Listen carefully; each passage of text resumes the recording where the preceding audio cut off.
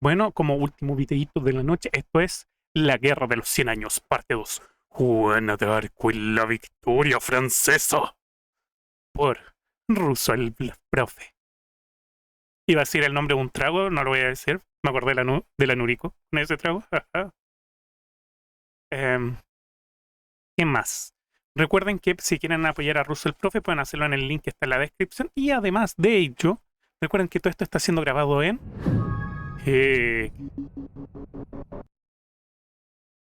Así que vamos a darle.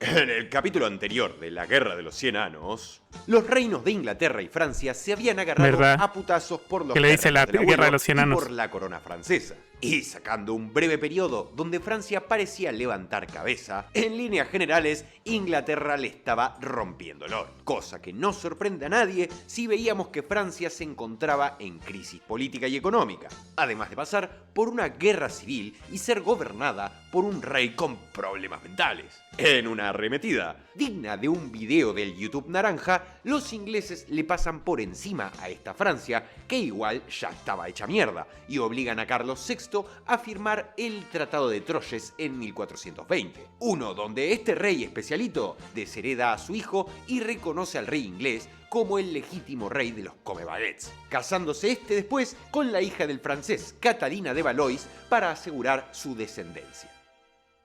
Hoy presentamos La puta madre, Francia, deja de hacerte coger. Para seguir con esta historia tenemos que irnos un poquito al pasado. Sé que soy un poco rompehuevos yendo mucho para atrás y para adelante, pero es que no tengo otra forma de contarla. Hay que desarrollar un poco el conflicto civil interno que tenía lugar en Francia. Como dije en el anterior video, se había dado un conflicto armado interno entre dos grandes facciones nobiliarias: los Armagnacs, liderados por el hermano de Carlos VI, Luis el Duque de Orleans, y los Borgoñes, liderados por Juan Sin Miedo, duque de Borgoña y primo de Carlitos. Ahora, lo que no aclaré mucho es por qué se estaban peleando, y saberlo es muy importante para lo que sigue.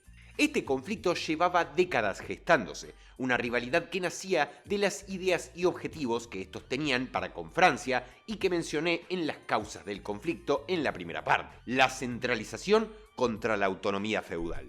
En simples palabras, los borgoñes, o borgoñones, ya no sé cómo se escribe, preferían la autonomía regional, especialmente para sus territorios y los flamencos, lo que desde hacía tiempo los había hecho tener una fuerte presencia en el norte de Francia y en París, además de ganarse la simpatía inglesa. Por otro lado, los Armagnacs Sí, es que es lo más ridículo. Francia versus Inglaterra. Es como, bueno, tienen que concentrarse, nunca se concentran con el enemigo externo, ¿no? Aprovechan que está un enemigo externo como para cagar el tema interno y luego están los demasiado débiles como para enfrentar el tema externo. Presencia y apoyo fuerte en el centro-sur de Francia y representaban al partido realista y centralista. Esta división ideológica y bien marcada territorialmente se recrudece con la muerte de Carlos V y la asunción de Carlos VI. Carlos VI era un tipo que, como bien dije, estaba enfermo mentalmente. Había ocasiones donde pasaba meses sin reconocer a su propia familia, lo que en líneas generales lo incapacitaba para gobernar, y lo que provocaba que ahora estas dos facciones se pelearan por ver quién lo manipulaba más, desembocando en contradicciones y conflictos que no hacían más que desestabilizar cada vez más a Francia a finales del siglo XIV.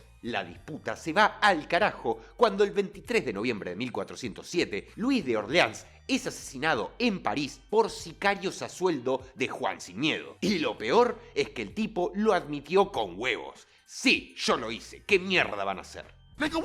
El mando de los Armagnacs pasa al liderazgo de Bernardo VII de Armagnac, y acto seguido, este clama por venganza. Así que ahora sí, a partir de 1407, pasa de un conflicto que desestabilizaba las decisiones de Francia a toda una sangrienta guerra civil. En este periodo es donde asume el trono inglés Enrique V de Inglaterra, y aprovecha esta situación para dar lugar a la batalla de Agincourt, que mencionamos en la anterior parte, y su posterior avance. Si bien los borgoñones estaban alineados con los intereses ingleses, y como estos se sacan plata del culo, recibían alguna que otra ayudita durante su guerra, al mismo tiempo solo se limitaban a dejarlos pasar, ya que la alianza con ellos no era algo oficial. Pero la cosa se va a la mierda cuando en un intento de reconciliación entre ambos bandos, el 10 de septiembre de 1419, Juan sin Miedo es apuñalado por un partidario Armagnac.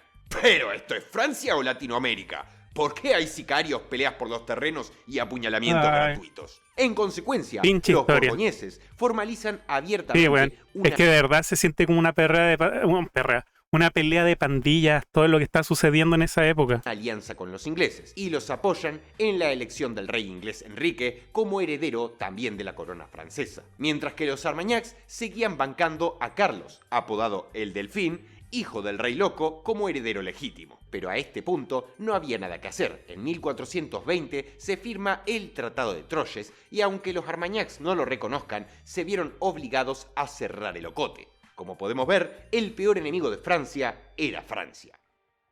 Y ahora, con este panorama un poquito más claro, es que llegamos a donde nos habíamos quedado, 1422, 2 años después de la firma del Tratado de Troyes. En un tremendo plot twist, el 31 de agosto se va a mirar crecer el pasto desde abajo Enrique V, y la corona inglesa pasa al único heredero disponible, Enrique VI, un bebé de 9 meses de vida, que se suponía que también sería el rey de Francia. Esto provoca un vacío de poder, ya que evidentemente ese bebé no estaba capacitado para gobernar. Y ante esto, los Armagnacs salen de la alcantarilla francesa en donde estaban metidos y proclaman que el Tratado de Troyes era una traición y una imposición inglesa firmada por un rey enfermo mental bajo la influencia borgoñesa. Y de la nada agarran de los huevos a Carlitos VII, el Delfín, y lo proclaman el nuevo rey de Francia el 18 de octubre. Y para su fortuna, Carlos el Especialito también moriría apenas unos días más tarde, el 21 de octubre, haciendo que Francia sea tierra de nadie y se reanude la guerra. Los Armagnacs comienzan a reconstruir su ejército con apoyo de nobles leales del centro-sur de Francia, fortifican posiciones defensivas a lo largo del Loira y organizan redes de abastecimiento y propaganda para legitimar a Carlos VII como el verdadero rey. Y si no digo mucho de este tipo hasta este punto es porque literalmente no valía para un carajo. En realidad sería mejor decir la Francia Armagnac, ya que el tipo al principio era un muñeco que apenas justificaba la guerra. Si fuera por él, se lo hubiera pasado llorando en un rincón de que lo hayan desheredado y no hubiera... Es de las peores peleas por terrenos, pero he visto peores. Inglaterra tuvo un peor que solo terminó cuando usaron el incesto para hacer la pasada. ha hecho un carajo. Inglaterra no puede descansar y se ve en la necesidad, junto a los borgoñeses, de reducir al sur de Francia. No debería ser muy complicado, porque la realidad es que el bando inglés tenía todas las de ganar. Así que de una, deciden dar el golpe final, tomando como objetivo la ciudad de Orleans, ubicada en el centro de Francia, sobre el río Loira, bloqueando el paso al sur, un bastión vital para la resistencia francesa. Si Orleans caía, Francia iba a terminar con un delfín metido ¡en el culo! El 12 de octubre de 1428, el ejército inglés, comandado por Thomas Montagu, conde de Salisbury, cerca la ciudad, dando inicio al sitio de Orleans. La estrategia inglesa fue rodear la ciudad y construir bastillas en puntos clave alrededor de esta, cortando el acceso por tierra y río. Los franceses resisten como pueden y con lo que tienen, apenas recibiendo suministros por barcazas que intentaban burlar el cerco inglés de noche.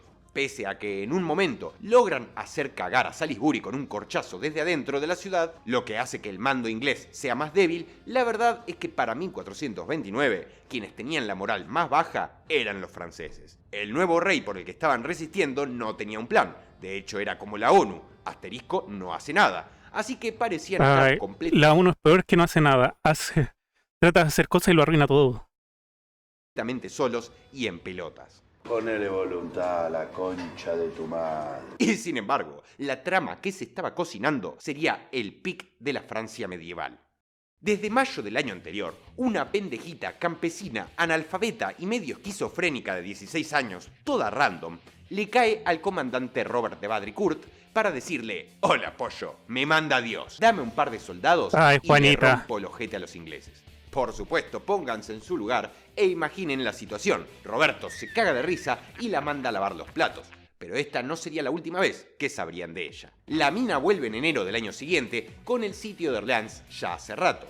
y el tipo vuelve a cagársele de la risa en la cara. Sin embargo, la flaca sabía cositas que se supone que no debería saber, como por ejemplo que se estaba gestando la inminente y determinante derrota de Orleans, por lo que se empezó a ganar la buena vista de algunos soldados y nobles que empezaron a creerle. Así que Roberto le autoriza una escolta de 6 soldados y con ellos la flaca se viste de hombre estilo tomboy y marcha hacia la corte real en Chinon. Ahí se encuentra con el Delfín a finales de febrero, todo cogido y sin saber qué hacer, y dice lo mismo, que la manda Dios, que sin ella Francia va a caer y que por sus soberanos ovarios va a levantar el asedio de Orleans y llevar a Carlos a ser coronado. La flaca le cayó bien a Yolanda de Aragón, quien no había mencionado, pero a diferencia del Delfín, que no hacía una mierda, esta sí estaba planeando financiar una expedición de socorro a Orleans. Así que todos le terminan dando permiso para que acompañe dicha expedición, y la flaca sale de la corte montando a caballo al frente del ejército, vistiendo una armadura y portando un estandarte con la imagen de Jesús y los ángeles. El 29 de abril de 1429, Juana burla el cerco en barcazas por río y entra a la ciudad, siendo recibida por una multitud, para posteriormente decirle a los comandantes franceses que ataquen. La estrategia es la siguiente. Ay, no. Pasarnos todos a los putazos sin miedo, Pinche perra. Juana. La subida de moral francesa, Y gracias eso fue porque Dios nos protege, Dios está de nuestro lado. Pero el tema es que esa subida de moral a los franceses sí les sirvió increíblemente. Les dio un busteo de bendición de poder sagrado. a Juana y el repentino paso de la defensa al ataque, sumado a que recordemos, el comandante oficial inglés había muerto y ahora el mando estaba en las manos de alguien menos competente, hizo que en los días siguientes los franceses recuperaran lo que a los ingleses les había tomado meses ocupar, demostrando que el problema no era que los ingleses eran demasiado superiores, sino que los franceses estaban todos cagados. Y la verdad, si le habló Dios o no, poco importa. La flaca tenía unos ovarios tan grandes que durante la batalla la hirieron 2 veces y siguió cabalgando al frente. Aunque no peleaba mucho, hay que decir que estaba ahí como figurita, pero se la bancaba. La moral inglesa se desploma completamente. Ven en Juana un símbolo divino o, para algunos, demoníaco. El segundo comandante de estos también muere en el retroceso e Inglaterra se retira sin haber tomado la ciudad. Había sido la primera victoria francesa en mucho tiempo, que algunos vieron como un milagro y puso a los franceses como loquitas. Sobre todo porque no sería la última. Tras la retirada inglesa, las fuerzas francesas, guiadas por Juana, no los dejan tranquilos y los persiguen hasta encontrarse Sí, en la batalla lo de hacen Bataille recagar. el 18 de junio. La tortilla se dio vuelta completamente. No solo les ganaron, les metieron toda la baguette de carne, siendo que eran 3 veces menos. El saldo fue de 2.500 bajas inglesas entre muertos, heridos y prisioneros contra unas 100 francesas. El rollo le está dando poderes. La pendeja les está dando poderes, sí. El camino se abre a Remis y el Delfín es coronado ahí como rey en acto Pinche oficial. Delfín. Sin embargo, así como dije con Carlitos V, vuelvo a repetir, Francia no puede tener nada demasiado bueno porque si no el balance universal se pierde y empiezan a explotar cosas. Por un lado, el Delfín prefería no seguir atacando para comenzar a negociar con los ingleses y llegar a una tregua. Al mismo tiempo, la nobleza francesa desconfía de Juana, una campesina que se había vuelto demasiado influyente. ¿Cómo la pobre miserable va a tener más poder que nosotros? Ya que no podían sacarla del medio porque se había ganado mucho cariño de mucha gente, esto desemboca en que los conchudos decidan no darle recursos ni tropas suficientes de acá Hijos en de adelante, puta. siendo relegada a campañas menores en otros frentes. Sí, bueno, acá llegamos a la parte triste. En 1430, Juana acude a defender la ciudad de Compiègne del asedio borgoñón. En una salida ofensiva es rodeada y capturada por los soldados del conde de Luxemburgo, aliados de los borgoñes. Estos, en lugar de canjearla o negociar por ella, la vendieron a Inglaterra por 10.000 libras. Hijos de y perra. estos se la llevaron a Rouen. Sin embargo, ellos eran los enemigos, así que nada de esto parece raro. Lo verdaderamente triste fue que en Francia todo el mundo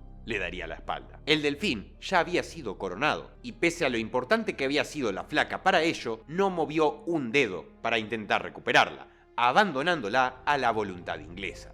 ¿Dónde está tu honor, basura? ¡Eres una completa vergüenza! Muchos nobles la veían como una intrusa y una amenaza a su autoridad tradicional, así que si ya desde antes le habían sacado respaldo y saboteaban sus recursos, Para ellos había sido una excelente noticia su captura y tampoco movieron un dedo. Juana y sus dichos sobre ser enviada de Dios eran un peligro para cómo Inglaterra quería presentarse al mundo. Por culpa de Juana, ahora el conflicto había adquirido tintes religiosos. Haciendo un breve paréntesis, la Iglesia también estaba metida en este conflicto. Durante la guerra se dio el cisma de Occidente entre 1378 y 1417, un conflicto entre distintos papas que se autoproclamaban el verdadero sucesor de San Pedro. Una de las facciones apoyó diplomáticamente a Inglaterra y la otra a Francia, aunque no se metieron militarmente. Pese a que el cisma para estos años ya había concluido, todavía había ciertas facciones internas dentro de los estados papales que seguían bancando a los ingleses, y por lo tanto veían a Juana como una bruja o algo por el estilo. Por esto mismo,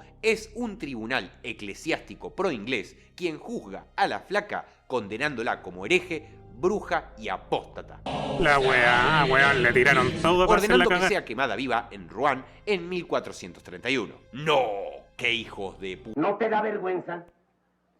Entonces, Me la aguanto. Permítanme hacer una pequeña pausa en este video para comentarles que me costó mucho acomodar toda la caca que ocurre en esta guerra. Espero haberlo transmitido de la mejor forma. Así que, como recompensa, si te va gustando, no sé, podrías darte una suscribida y ayudarme a llegar a los 100k antes de 2030. Pero bueno, volvamos a la Probablemente llegue. guerra, que es lo que nos incumbe. Esta se había estancado, por varios motivos. Las victorias francesas, las búsquedas de negociación del Delfín, pero más importante, porque alguien se cambia de bandos. Desde la muerte hacía años de Juan sin Miedo, el bando borgoñón había quedado bajo el liderazgo de Felipe el Bueno.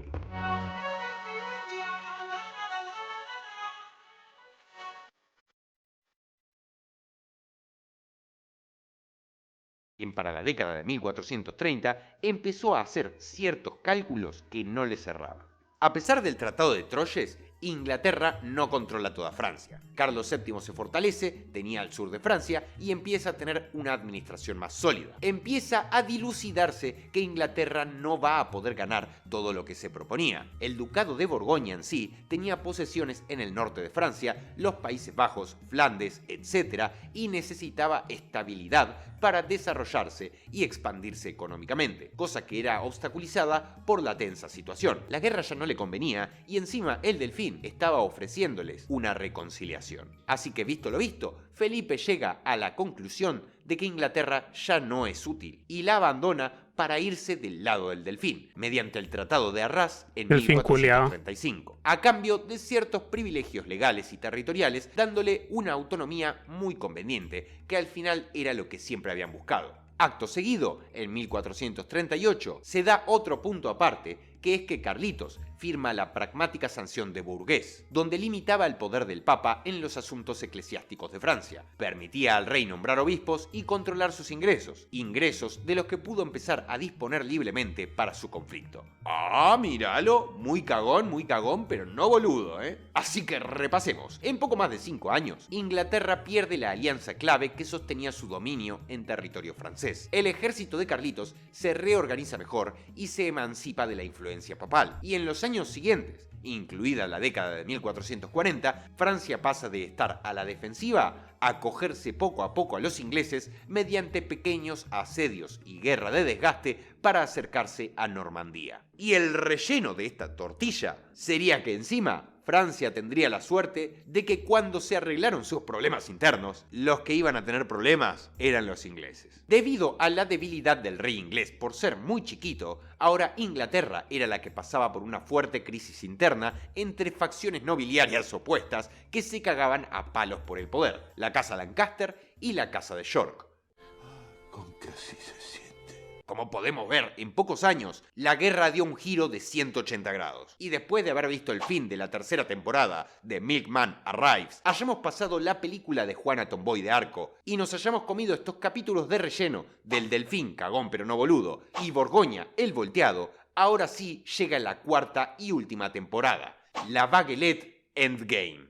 Repitiendo, tras una reconquista lenta pero segura de Francia, con batallas menores, asedio y desgaste entre 1440 y 1449, mientras que los ingleses se autodestruían con la previa de lo que sería la Guerra de las Qué Rosas, buena la música Francia en inglés cae de a esto, las weón. cercanías de Bayox el 15 de abril de 1450, teniendo lugar la batalla de Formigny. Resulta que los ingleses habían desembarcado con refuerzos en Normandía y marchaban para reforzar Caen. Sin embargo, apenas llegan y ya estaban lloviendo vergazos, porque los franceses los interceptan y pese a que los ingleses estaban bien parados con sus siempre confiables arqueros, Francia por fin no volvió a caer en el mismo truco y esta vez trajeron cañones junto a caballería pesada, que reventaría toda forma de vida inglesa que estuviera apostada en la zona. Esta derrota permite que Francia avance y tome Caen sin mucho esfuerzo, y haciendo que Inglaterra pierda el control total de Normandía, quedándoles solo Calais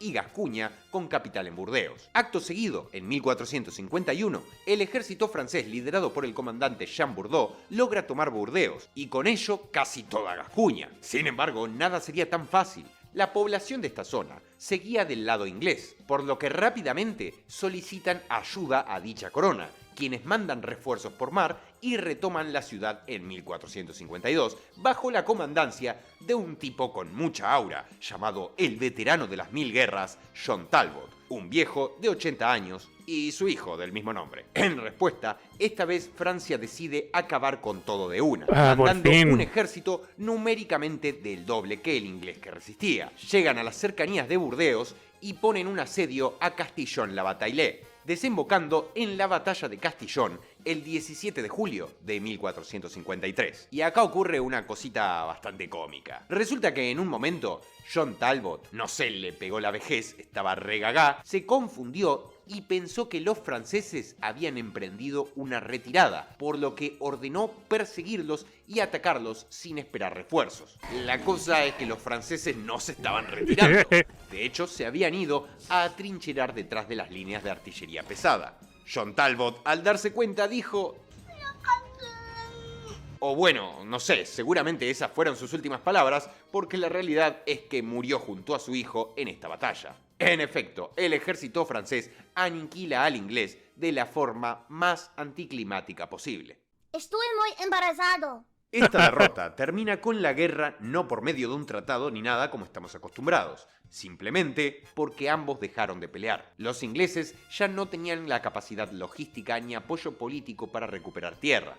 Además que queda toda cogida internamente. Poco después entran en guerra civil, la conocida Guerra de las Rosas, y mientras tanto Francia salía victoriosa pero estaba agotada. El conflicto se enfría, las hostilidades cesan y nunca se retoman formalmente por las mismas causas que se había iniciado, constituyendo la caída de Burdeos, el fin de la guerra, no por ley, pero sí de facto.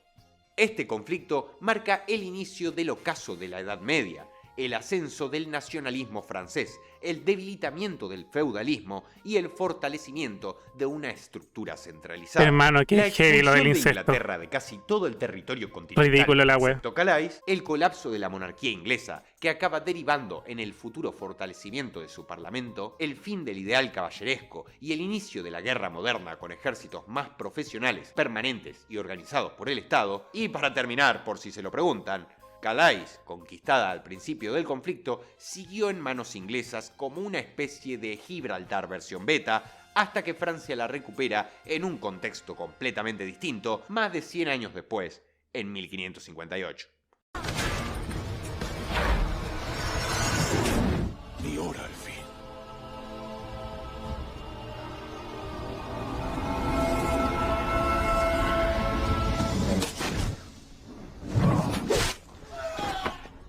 Disculpa, ¿era mi momento, mi destino?